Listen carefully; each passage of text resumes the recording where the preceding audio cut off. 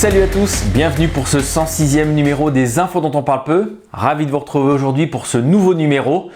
Alors avant de commencer et vous donner le sommaire, j'aimerais faire un point sur la cagnotte KissKissBankBank, puisque la semaine dernière j'avais passé un petit coup de gueule entre guillemets, puisque cette cagnotte n'avançait pas du tout.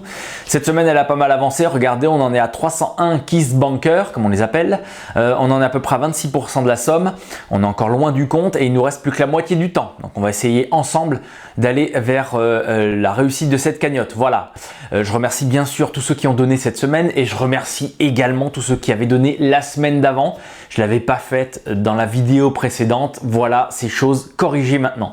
Je vais vous donner le sommaire de ce numéro. Dans la partie internationale, on va parler du dossier syrien bien sûr, on va parler de l'intervention russe et des répercussions en Europe, en Turquie et de la part de toute la communauté internationale qui presse la Russie d'arrêter de frapper les Syriens, les rebelles modérés comme on les appelle. Dans la partie France, on va parler de Cisco qui s'installe de plus en plus en France. On va donner un petit peu des informations sur Cisco. Dans la partie santé environnement, on parlera du nucléaire avec la centrale nucléaire de Chinon dans le nord où il y a eu 2 incidents de suite. On parlera de cette centrale nucléaire également en Suisse, dans le nord du pays, près de la frontière allemande, où le réacteur est en très mauvais état. On parle de 1000 trous dans le réacteur, ça fait quand même assez peur. Et on parlera également de Bayer qui dédommage des vignerons après les dégâts dus à un fongicide. Voilà, attachez vos ceintures et on y va. On attaque la partie internationale avec le dossier syrien bien sûr et on commence avec cet article du journal du Canard enchaîné de cette semaine qui annonce que la coalition et ses alliés ont reçu ordre de ne jamais balancer un missile sur les rebelles modérés, comprenez le front Al-Nosra. Je cite donc l'article du Canard enchaîné. La Turquie, l'Arabie Saoudite et le Qatar arment et financent cette armée de la conquête, comprenez donc le front Al-Nosra. Les pilotes américains et alliés ont, voilà plus d'1 an, reçu l'ordre de ne jamais balancer le moindre missile sur ces héritiers de Ben Laden, une interdiction encore valable aujourd'hui. Alors dans le même ordre d'idée, les États-Unis ont envoyé 50 tonnes d'armement à ces rebelles modérés, donc le front Al-Nosra, qui fait du bon boulot, selon Fabius. Selon la chaîne de télévision américaine CNN, les États-Unis auraient acheminé 50 tonnes de munitions à destination de l'opposition modérée en Syrie au moyen d'avions cargo américains. Le président américain Barack Obama aurait lancé la première étape de programme du soutien urgent aux rebelles syriens modérés, soit les opposants au régime de Bachar al-Assad qui ne sont pas des terroristes. Dans la nuit du 11 au 12 octobre, 112 palettes de munitions pesant au total au moins 50 tonnes auraient été parachutées au nord de la Syrie. Toutes les palettes qui contenaient des armes légères et des grenades à main auraient été acheminées à bon port. Voilà.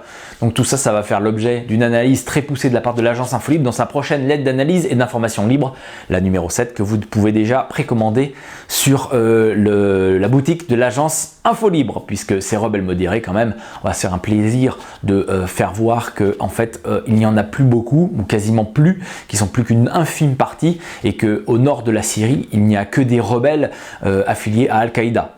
Ça sera expliqué dans la prochaine lettre d'analyse et d'information libre. On continue. Sur le terrain, un haut commandant des gardiens de la révolution iranienne a été tué en Syrie. Le général Hossein Hamedani a été tué par les terroristes de Daesh. Voilà ce qu'affirment les gardiens de la révolution iranienne, sans préciser exactement les circonstances de cette tuerie.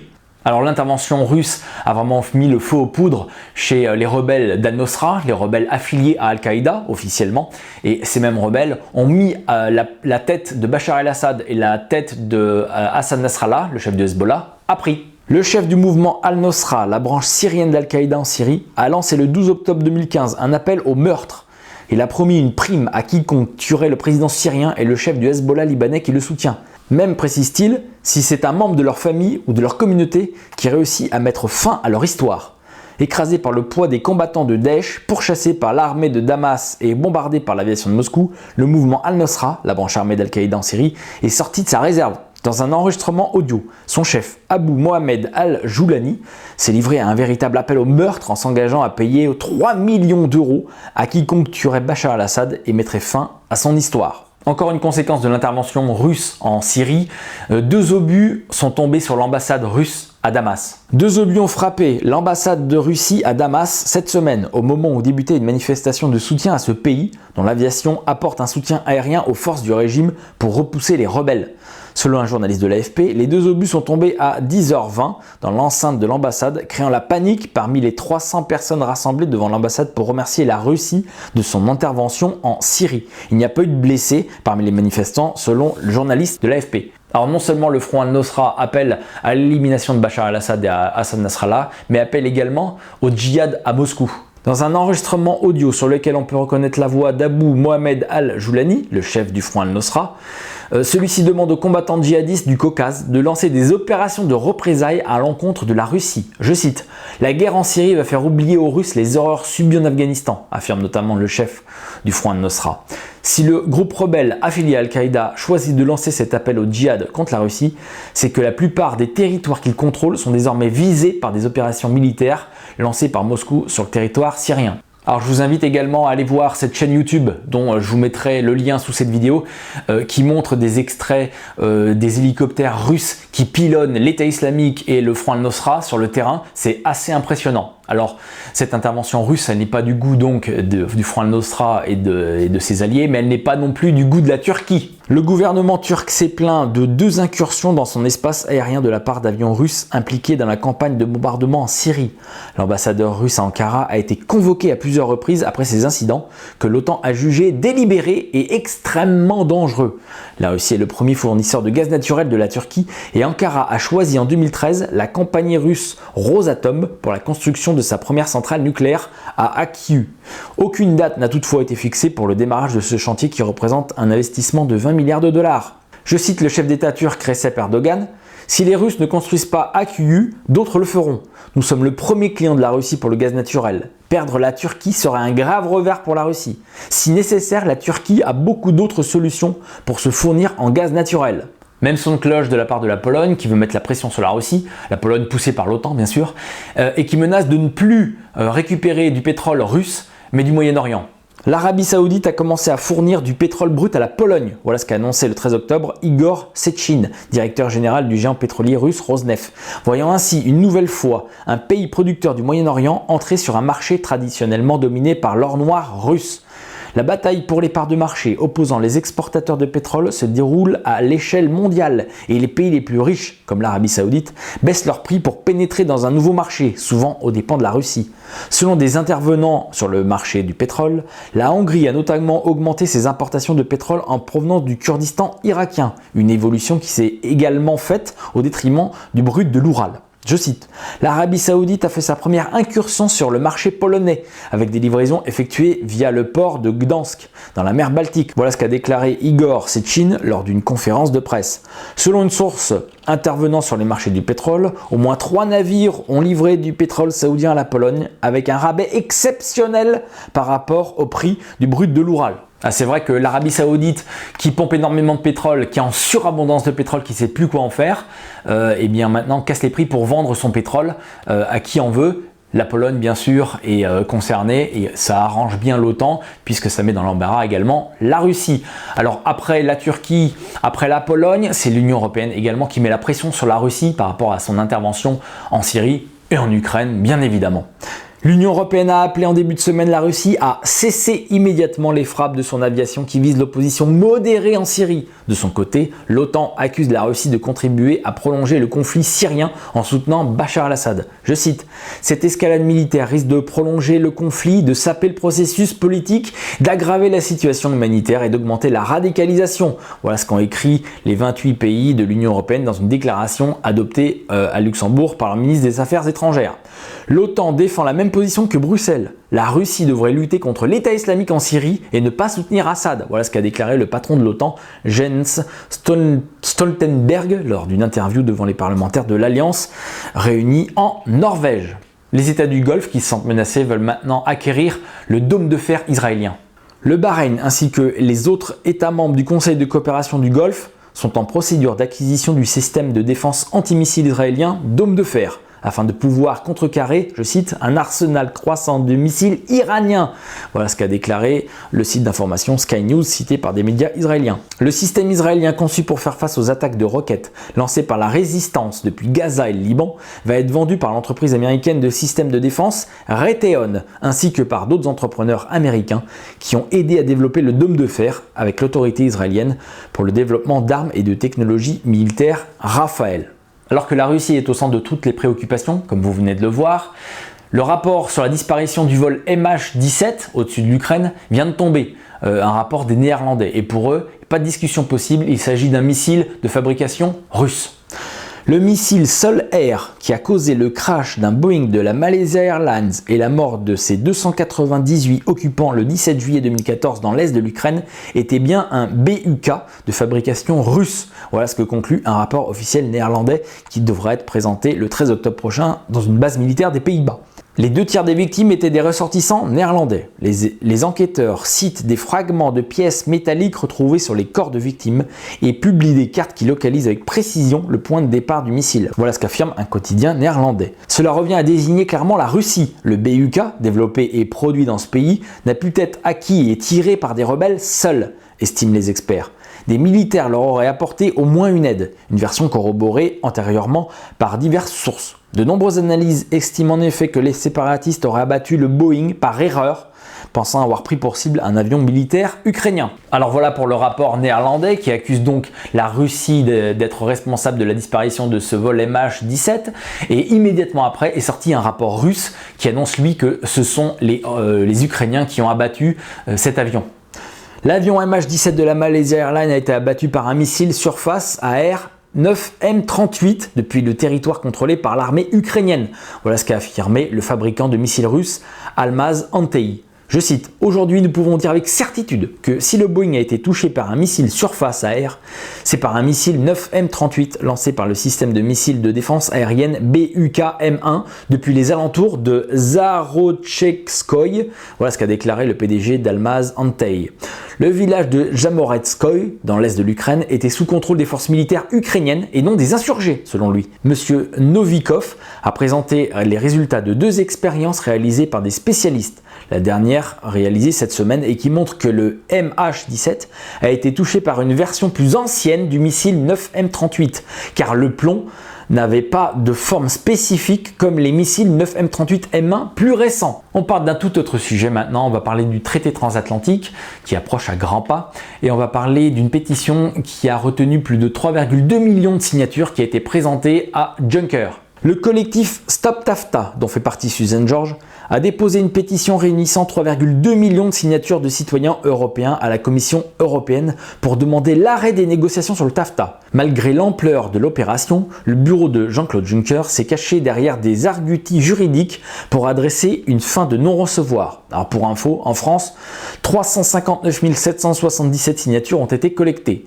Alors dans les règles européennes, lorsqu'une pétition recueille 1 million de voix, la Commission est obligée de recevoir les initiateurs, mais n'est pas obligée d'agir par la suite. Voilà, donc là il y a eu plus de 3,2 millions de signatures. Alors le 10 octobre, suite à cette signature, il y a eu une manifestation anti-TAFTA en Allemagne notamment, où il y a eu entre 150 000 et 250 000 personnes dans les rues de Berlin pour protester donc contre ce traité transatlantique. Le commissaire européen chargé du commerce et donc des négociations avec les États-Unis, Cecilia Malmström, en fonction depuis le 1er novembre 2014, a déclaré face à cette manifestation et à cette pétition, je cite, « Mon mandat ne provient pas du peuple européen ». On parle maintenant de l'Islande qui a tourné le dos aux banquiers et qui a complètement remboursé le FMI. L'Islande a entièrement remboursé, avec un peu d'avance sur l'échéancier, l'emprunt du Fonds monétaire international contracté lors de la crise financière de 2008. Voilà ce qu'a indiqué l'institution de Washington. Le FMI a annoncé dans un communiqué avoir reçu 332 millions de dollars correspondant à une série de paiements dus d'ici au 31 août. La Banque centrale d'Islande qui a effectué ce versement a souligné dans un communiqué, je cite, « un signe de la réussite du programme qui devait sortir l'île de la récession ». On parle du groupe des 30, c'est un lobby extrêmement puissant, je vous invite à aller voir sur internet, je vous mettrai le lien vers le site du groupe des 30 et celui-ci indique que lors d'une prochaine crise, les banquiers n'auront plus les moyens de sauver le monde. Dans un rapport détaillé du groupe des 30, les banquiers centraux avertissent que les taux zéro et la création monétaire, n'ont pas été suffisants pour faire repartir la croissance et risquent de devenir des demi-mesures permanentes. Comme le rapporte Reuters, la manne d'argent facile a gonflé les prix des actifs comme les actions et l'immobilier dans de nombreux pays sans être parvenu à stimuler la croissance économique. Tandis que les prévisions de croissance baissent et que l'argent facile augmente le levrage des sociétés, le spectre du piège de la dette hante désormais les économies développées. Je cite, « Les actions des banques centrales avaient pour objectif de gagner du temps pour les gouvernants afin qu'ils travaillent à résoudre la crise.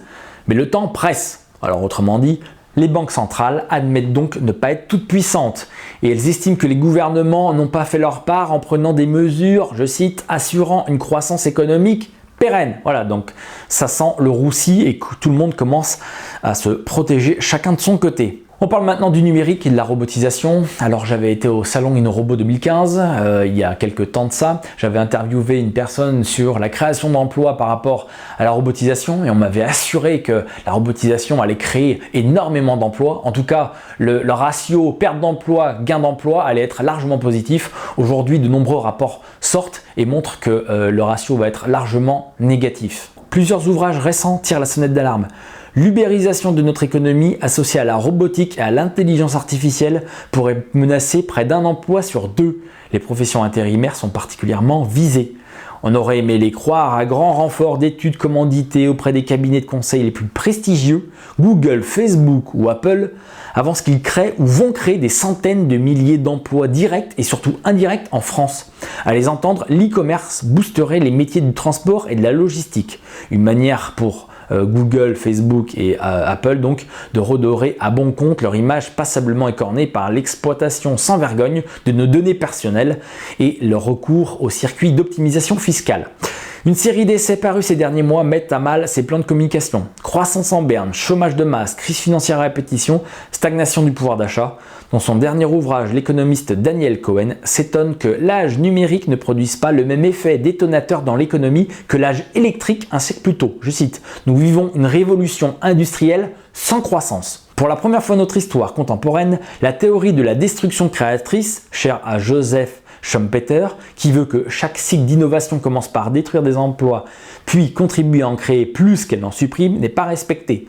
Non seulement le numérique génère en lui-même peu d'emplois, Google, Facebook et Twitter embauchent à L3 moins que n'importe quelle firme automobile, voilà ce qu'a calculé Daniel Cohen, mais il ébranle des pans entiers de notre économie, de la musique au transport en passant par la presse, l'immobilier, l'hôtellerie, la banque et l'assurance.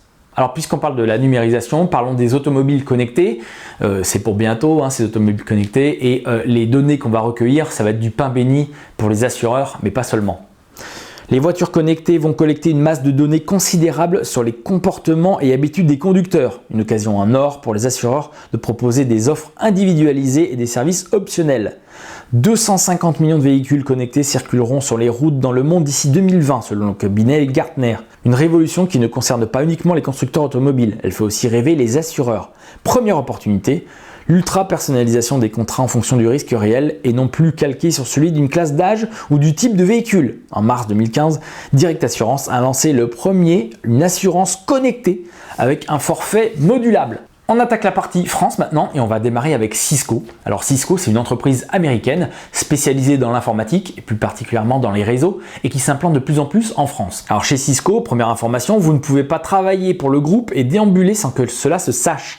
C'est ce qu'a constaté le site Business Insider lors d'une visite organisée au quartier général de l'équipementier américain à San José en Californie. L'entreprise possède en effet un grand panneau électronique présentant les plans des bâtiments sur lequel il est possible de suivre le trajet de chaque employé. Ce dispositif ne suit pas uniquement les moins gradés de l'entreprise, mais le parcours du grand patron de la société, John Chambers, qui peut être affiché sur ce panneau. Alors comme je vous le disais, Cisco qui investit de plus en plus en France et qui va doubler son investissement dans les startups pour passer à 200 millions de dollars. Cisco a annoncé qu'il allait doubler son investissement dans les startups françaises et le porter à 200 millions de dollars. Ce premier partenariat visant à financer la formation au numérique, l'accélération de jeunes pousses ou la recherche. John Chambers a inauguré, avec le ministre de l'économie Emmanuel Macron, un nouveau centre de recherche et de développement à Issy-les-Moulineaux, près de Paris. Le groupe américain, leader mondial des réseaux et des serveurs, emploie environ 1200 personnes en France. Alors rappelez-vous ce que disait Snowden il y a un peu plus d'un an, en 2014.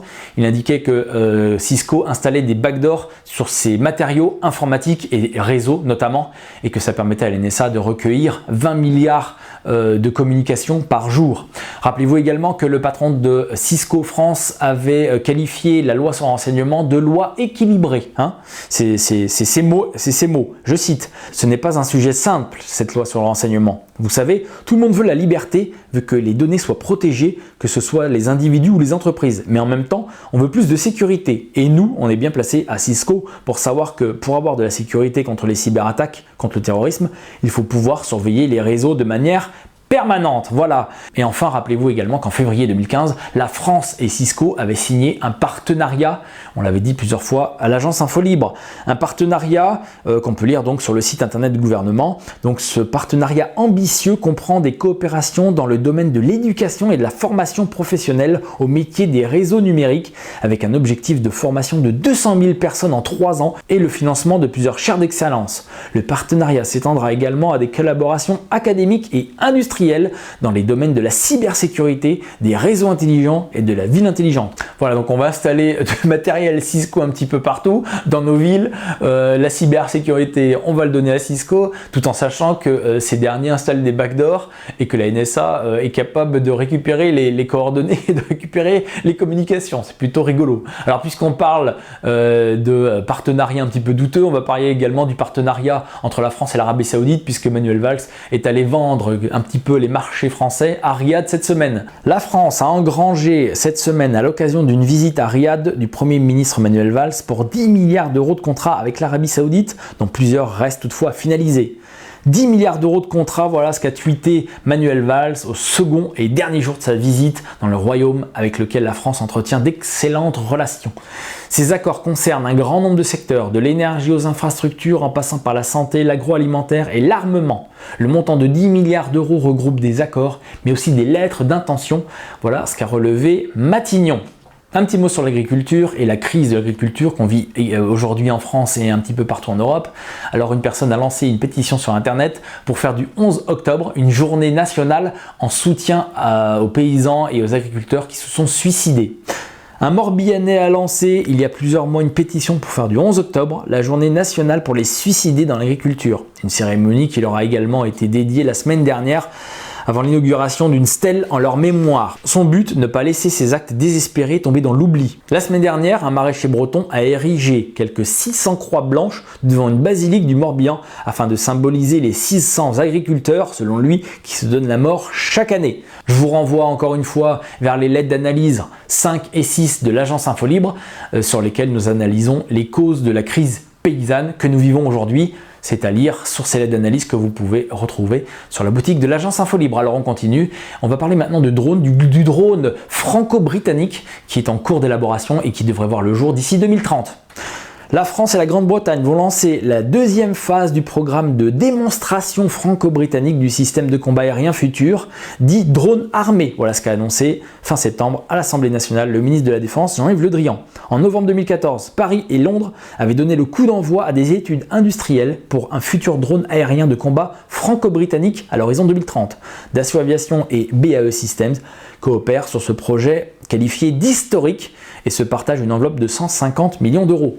Un autre sujet maintenant, on va parler de la jungle du Basse-Roch. Alors Basse-Roch, c'est une commune dans le nord de la France et les riverains qui en ont absolument assez et qui dénoncent les irrégularités dans cette jungle. Les habitants du boulevard Mendes France qui vivent face à la jungle de Grande-Synthe ont lancé une pétition pour alerter le maire sur leur quotidien devenu invivable. Quand on nous a vendu des lots, il devait y avoir un éco-quartier en face. Aujourd'hui, c'est un bidonville où des coups de feu retentissent, où les passeurs se battent au couteau, se lamente une habitante du boulevard Mendes France dans son pavillon avec vue sur la jungle. Elle vient de recevoir sa taxe d'habitation, 1211 €. À ce prix-là, on a le droit de sursauter au moindre coup de feu. Alors, élucubration pas, en tout cas, elle tend son téléphone et montre une vidéo prise cette semaine. Les bruits de la fusillade sont bien audibles. Encore hier matin, dit-elle, il y a eu des coups de feu. Tout le quartier les a entendus. À chaque fois, moi, mon mari, mes 2 filles, on se met à 4 pattes chez nous, de peur qu'une balle ne vienne traverser une vitre. Et une fois, ça a même duré plus de 20 minutes. On parle un petit peu des médias maintenant. On va parler de Numéricable SFR, de M. Drahi, qui prévoit de distribuer 2,5 milliards à ses actionnaires. Numéricable SFR prévoit de verser à ses actionnaires 5,7 € par action, soit un montant total d'environ 2,5 milliards d'euros. Une distribution de liquide financier par un emprunt et par la trésorerie disponible. La filiale du groupe, Altice, indique dans un communiqué que cette distribution sera soumise au vote des actionnaires lors d'une assemblée générale prévue le 15 décembre. Je cite, « Cette distribution sera financée par un emprunt d'un montant minimum de 1,6 milliard d'euros et pour le solde par les liquidités disponibles. » Voilà ce qu'a précisé Numéricable. Et on termine cette partie France avec Pôle emploi, où il est obligatoire de s'inscrire par Internet dans 10 départements français. Ça sera bientôt le cas dans l'intégralité du territoire français. Les demandeurs d'emploi ne pourront plus s'inscrire en agence et devront obligatoirement passer par Internet. La mesure est immédiatement applicable dans 10 départements et sera généralisée progressivement d'ici la fin de l'année prochaine. Les demandeurs d'emploi qui souhaitent s'inscrire à Pôle emploi pour percevoir leurs droits et bénéficier des services d'accompagnement de l'administration pourront le faire par Internet dans 10 départements pilotes. La Haute-Corse, la Corse du Sud, le Doubs, la Haute-Saône, le Jura, le territoire de Belfort, la Guyane, l'Aisne, la Somme et l'Oise. Le reste de la France verra la mesure s'appliquer progressivement d'ici le 31 décembre 2016 au plus tard, selon un calendrier qui sera fixé par le gouvernement. On attaque la partie santé-environnement maintenant, on va parler des centrales nucléaires pour commencer, on va parler de celle de Chinon dans l'Indre-et-Loire où il y a eu 2 incidents de suite. Suite à un incident en salle des machines la semaine dernière, l'unité de production numéro 1 a été arrêtée. Un événement qui survient 5 jours après l'incendie déclaré sur la tranche 2. Les équipes sont mobilisées pour réaliser l'analyse de ce dernier aléa et selon la centrale, cette opération n'a aucun impact sur la sûreté des installations et sur l'environnement. Alors on parle également de la centrale nucléaire suisse de Bezno dans le nord du pays, à la limite avec l'Allemagne, où le réacteur nucléaire est percé de 1000 trous. Le premier réacteur de la centrale nucléaire de Bezno est en très mauvais état. Selon le quotidien zurichois Tager Anzeiger, qui a révélé cette information la semaine dernière, cette centrale située dans le nord de la Suisse, tout près de la frontière allemande, est percée de 1000 trous. Les habitants de la Confédération helvétique ne sont pas vraiment rassurés. Ces trous ont été repérés sur la cuve de pression du réacteur le plus ancien qui date de 1969. Entre eux, les habitants s'amusent de la comparaison trouvée par un journal local. Un réacteur troué comme un emmental. Voilà, c'est pas très rassurant. Donc toujours côté centrale nucléaire. La centrale nucléaire, elle est dangereuse de par ses installations, mais également de par les cyberattaques éventuelles. La protection des installations nucléaires repose a priori sur des problématiques purement physiques, mais pas seulement, si on en croit le Royal Institute of International Affairs britannique, qui vient de publier un rapport sur la cybersécurité des installations nucléaires. En une 50aine de pages, les 3 auteurs expliquent que le risque informatique couru par les exploitants de centrales nucléaires, usines d'enrichissement et autres INB, s'accroît à mesure que l'exploitation se digitalise. Pour Caroline Bailon, David Livingstone et Roger Brunt, il ne fait plus de doute que la totale isolation des réseaux des installations nucléaires relève du mythe. À les entendre, l'Internet est entré dans toutes les centrales, notamment via les réseaux VPN, sans que les exploitants soient toujours au courant. Rien de plus simple pour un cyberpirate aguerri de détecter grâce à un moteur de recherche ces portes discrètes donnant sur certains systèmes informatiques des centrales. Le rapport rappelle aussi que le monde nucléaire doit anticiper des menaces venant de l'intérieur. En 1992, un technicien de la centrale nucléaire d'Ignalina, en Lituanie, avait introduit un virus dans un système de contrôle d'un des 2 réacteurs type Tchernobyl. Plus récemment, en janvier 2003, c'est un virus niché dans le système informatique de First Energy Nuclear qui a infecté les ordinateurs de la centrale nucléaire de Davis-Besse dans l'Ohio aux États-Unis. 5 heures durant, les exploitants de la centrale américaine n'ont pas pu accéder au relevé de pression et de température du réacteur. À l'arrêt, fort heureusement. On continue, on va parler de l'entreprise allemande Bayer maintenant, qui va dédommager des vignerons suisses pour avoir utilisé le fongicide Moon Privilege. Bayer dédommagera les vignerons suisses supposément lésés par le fongicide Moon Privilege, développé par le groupe. Cette décision a été prise alors qu'aucune preuve n'accuse le produit. Le montant du dédommagement n'a pas été révélé. Quelques 900 producteurs ont découvert au début de l'été que les feuilles des vignes étaient déformées et que les baies ne poussaient pas. Très rapidement, le fongicide du groupe Bayer, Moon Privilege, homologué en 2012, a été soupçonné d'être à l'origine des problèmes. La preuve manque, mais Bayer a aussitôt appelé à ne plus utiliser le produit alors que la Confédération suspendait son autorisation. L'enquête se poursuit toujours. Mais d'après les dernières données, les anomalies de croissance sont la conséquence de plusieurs éléments lors du démarrage de la saison 2014. Voilà ce qu'indique Bayer dans un communiqué. Et on termine cette partie santé-environnement en parlant des routes et des autoroutes françaises qui vont être transformées en panneaux solaires géants pour produire de l'électricité. Donc, mais bon, c'est pas pour tout de suite. C'est une première mondiale. Enfin, il me semble bien d'avoir relayé une information comme quoi les Pays-Bas ou l'Allemagne, je crois que c'est les Pays-Bas, qui avaient déjà produit une route ou alors un chemin pour les vélos à l'aide de panneaux photovoltaïques qui créent d'électricité. Donc c'est pas une première mondiale. Hein.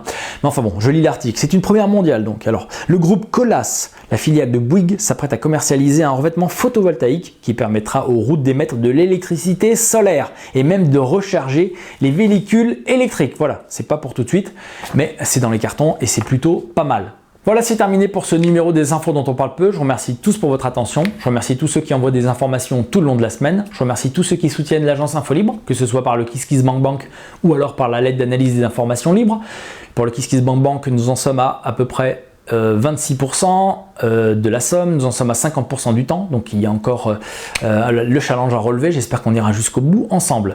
La lettre d'analyse des informations libres, la numéro 6, est toujours disponible sur la boutique de l'agence Infolibre. Je vous rappelle que nous parlons dans cette lettre numéro 6 de la crise des réfugiés, nous parlons également de l'économie avec le ralentissement de l'économie en Chine, nous parlons de la crise paysanne, nous parlons du Banque Serton, bien sûr, la création des banques centrales, donc tout ça c'est sur la lettre numéro 6 que vous pouvez vous procurer sur la boutique de l'agence Infolibre. Voilà, je vais vous donner rendez-vous non pas la semaine prochaine, je fais une pause dans les infos dont on parle peu, mais dans 2 semaines. La semaine prochaine, vous retrouverez le 5e épisode de nos chers amis américains. Nous parlerons de l'après-deuxième guerre mondiale jusqu'à l'assassinat de Kennedy. Très bonne vidéo, j'espère, en perspective. Voilà. Rendez-vous donc dans 2 semaines. N'oubliez pas de suivre l'agence Infolibre, agenceinfolibre.fr, sur le site internet bien sûr, le Facebook, le Dailymotion, le Twitter, le YouTube, bien sûr, vous en avez l'habitude. Voilà, rendez-vous dans 2 semaines, restez bien informés. Ciao à tous. Le connard là, DHL. Ok. J'espère que c'est pas pour lui que vous faites le travail.